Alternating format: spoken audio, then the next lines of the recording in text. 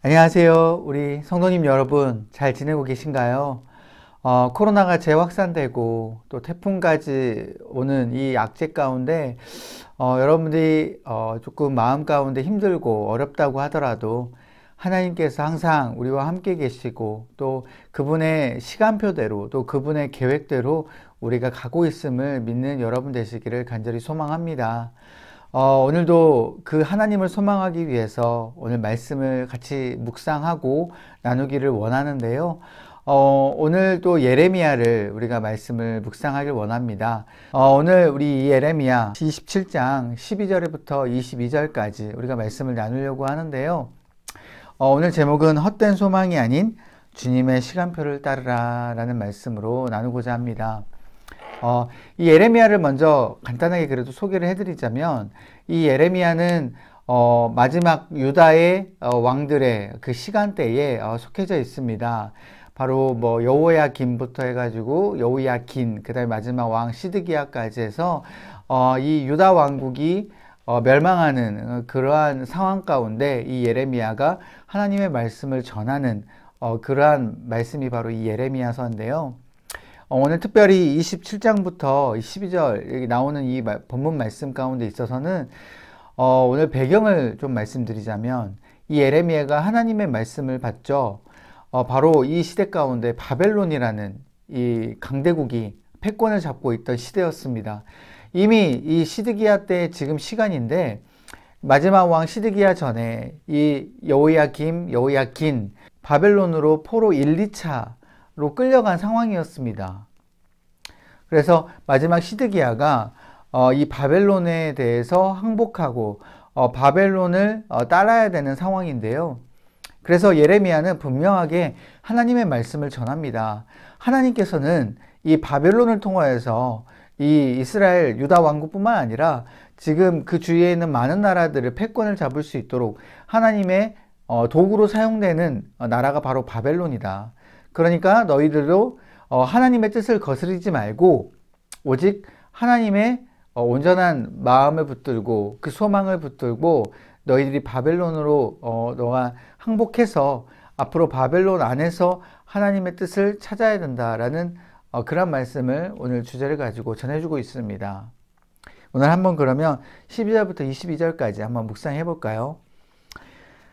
내가 이 모든 말씀대로 유다의 왕 시드기야에게 전하여 이르되 왕과 백성은 바벨론 왕의 멍에를 목에 메고 그와 그의 백성을 섬기소서. 그리하면 사실이라. 어찌하여 당신과 당신의 백성이 여호와께서 바벨론의 왕을 섬기지 아니하는 나라에 대하여 하신 말씀과 같이 칼과 기근과 전염병에 죽으려 하나이까. 그러므로 당신들은 바벨론의 왕을 섬기게 되지 아니하리라 하는 선지자의 말을 듣지 마소서. 그들은 거짓을 예언함이니이다. 이는 여호와의 말씀이니라. 내가 그들을 보내지 아니하였거늘 그들이 내 이름으로 거짓을 예언하니 내가 너희를 몰아내리니 너희와 너희에게 예언하는 선지자들이 멸망하리라. 내가 또 제사장들과 그 모든 백성에게 전하여 이르되 여호와께서 이와 같이 말씀하시기를 보라, 여호와의 성전의 기구를 이제 바벨론에서 속히 돌려오리라고 너희에게 예언하는 선지자들의 말을 듣지 말라. 이는 그들이 거짓을 예언함이니라 하셨나니 너희는 그들의 말을 듣지 말고 바벨론의 왕을 섬기라. 그리하면 살리라. 어찌하여 이 성을 황무지가 되게 하려느냐. 만일 그들이 선지자이고 여호와의 말씀을 가지고 있다면 그들이 여호와의 성전에와 유다의 왕의 궁전에와 예루살렘에 남아있는 기구를 바벨론으로 옮겨가지 못하도록 만군의 여호와께 구하여야 할 것이니라. 만군의 여호와께서 기둥들과 큰 대야와 받침들과 이 성에 남아있는 기구에 대하여 이같이 말씀하시나니 이것은 바벨론의 왕 느부갓네살이 유다의 왕 여호야김의 아들 여고니야와 유다와 예루살렘 모든 귀인을 예루살렘에서 바벨론으로 사로잡아 옮길 때에 가져가지 아니하였던 것이라. 만군의 여호와 이스라엘의 하나님께서 여호와의 성전과 유다의 왕의 궁전과 예루살렘에 남아있는 그 기구에 대하여 이와 같이 말씀하셨느니라. 그것들이 바벨론으로 옮겨지고 내가 이것을 돌보는 날까지 거기에 있을 것이니라. 그 후에 내가 그것을 올려와 이곳에 그것들을 되돌려 두리라. 여호와의 말씀이니라. 아멘. 지금 왕은 시드기야 왕입니다. 예레미야가 시드기야 왕에게 조언을 하는 것이죠. 왕이시여, 거짓 선지자들의 말을 듣지 말고 지금 하나님의 말씀을 들으소서. 하나님의 뜻은, 하나님의 마음은 지금 바벨론을 통하여서 지금 이 주위에 있는 나라, 그리고 우리나라, 이 유다 왕국을 하나님께서는 점령하게 하시고, 우리가 바벨론에 순응해서 바벨론 나라 가운데 가서 하나님을 어떻게 하면 기쁘시게 섬길 수 있을까, 거기에서 고민하며 하나님의 뜻을 따르는 게 맞습니다 라고 전한다는 것이죠. 근데 시드기야 왕은 자꾸 어디에 마음이 가 있느냐, 바로 거짓 선지자들의 마음에 가 있다라는 것이죠. 거짓 선지자들은 이 시드기야 왕을 현혹합니다.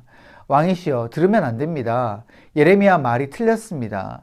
지금 하나님은 우리나라를 선민 백성으로 택해 주셨고, 하나님께서 이제까지 창세기 때부터 우리 민족을 택해 주셨고 지금까지 인도해 주셨는데, 하나님은 결코 우리나라를 멸망시키지 않을 겁니다.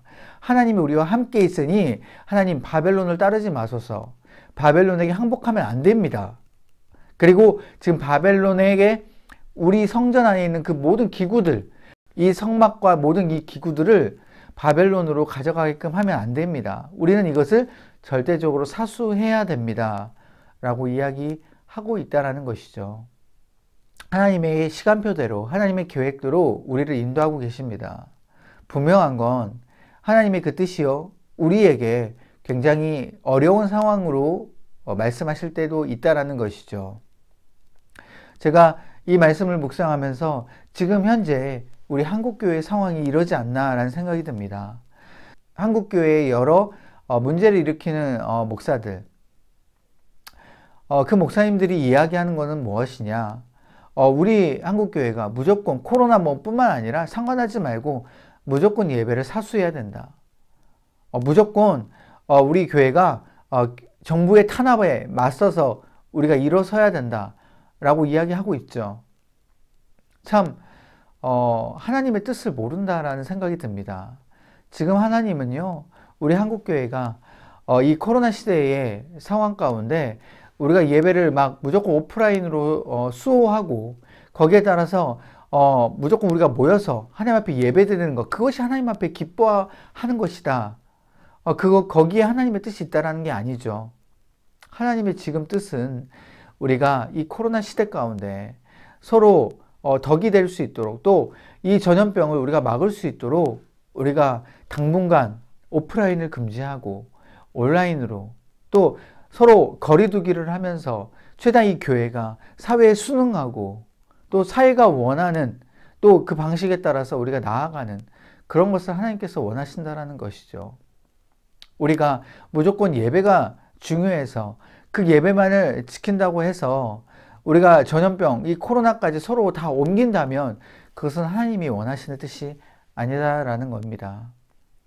우리가 있는 그곳이 바로 하나님 앞에 예배드릴 수 있는 충분한 그곳이고, 또한 우리가 서로 전염병 옮기지 않는 상황이 된다면 그것이 바로 우리에게 기쁨과 평안함이 하나님의 뜻이다라는 것이죠. 오늘 이 하나님의 시간은 바로 바벨론을 통하여서 또 예레미야를 통하여서 말씀하고 있습니다. 너희가 하나님 앞에 뜻에 순종하고 바벨론에게 항복해라. 그리하면 칼과 기근과 전염병에서 벗어날 수 있으리라. 하나님께서 말씀하고 계십니다. 여러분, 우리의 개인적으로도 봤을 때요, 하루하루를 살아가면서 때로는 여러 가지 환경과 어려움이 찾아올 때에 이건 정말 하나님의 뜻이 아니다.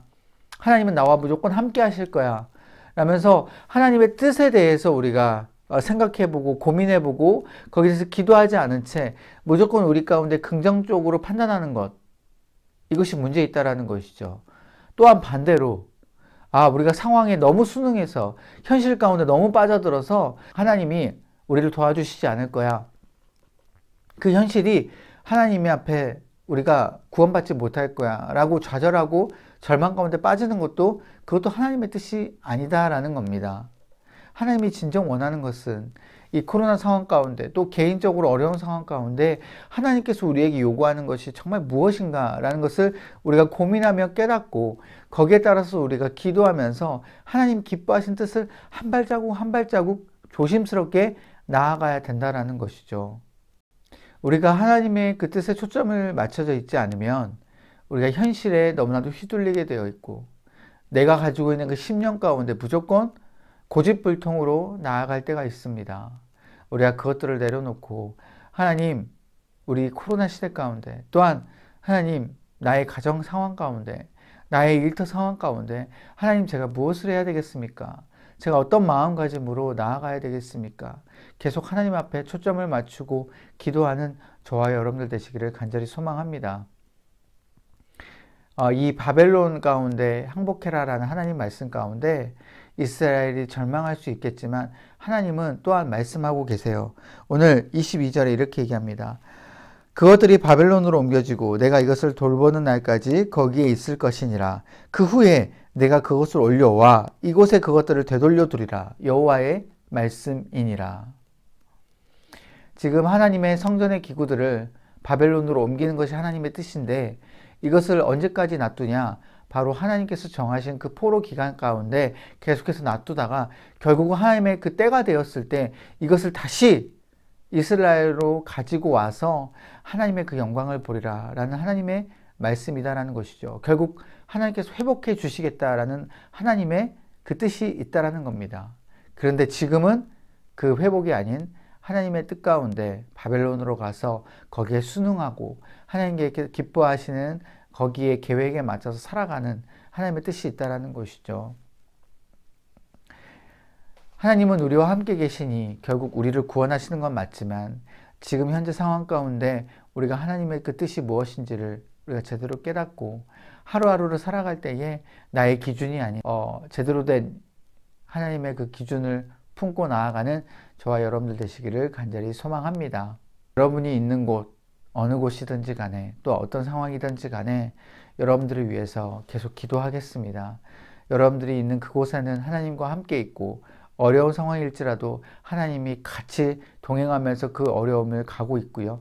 결국 하나님의 때가 되었을 때 그 하나님의 온전한 구원하심이 임할 줄로 믿습니다. 기도하겠습니다.